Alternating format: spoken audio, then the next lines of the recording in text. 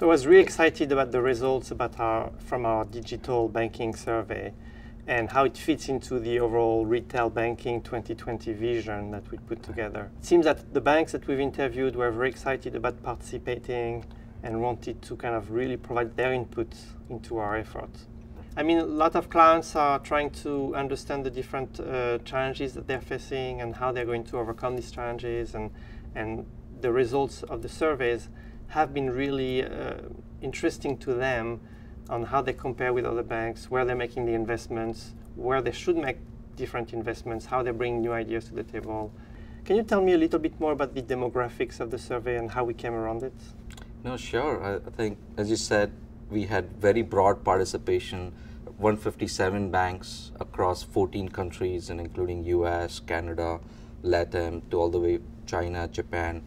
So broad coverage. Functionally, we had CIOs, head of digital banking strategy at their banks participate, and a very good mix. We had roughly 60% of banks over $100 billion in assets, and 50% of that over $500 billion in assets. I remember at least 25% of the banks expected growth of more than 10% of their revenue through the digital channel in the next 2 years.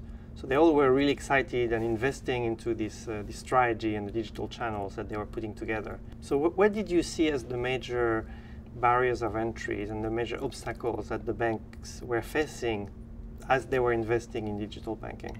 And number one barrier across all regions when we looked at North America, Asia Pacific, and then Europe was the complex and legacy core banking systems.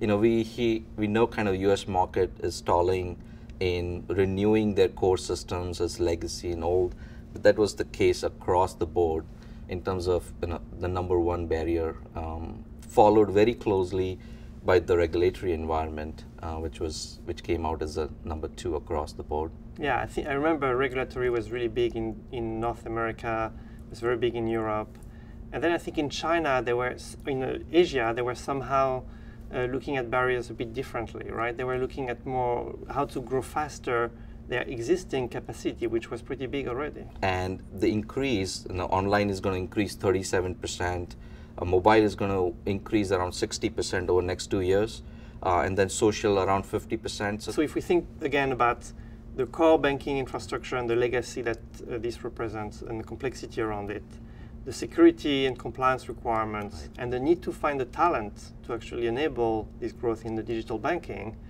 I think these are significant challenges that the banks are trying to overcome. And it was really exciting in this survey to see how the banks are thinking about these issues and how they're going to really think about the next 2 years in their growth and address some of the challenges that they have in front of them.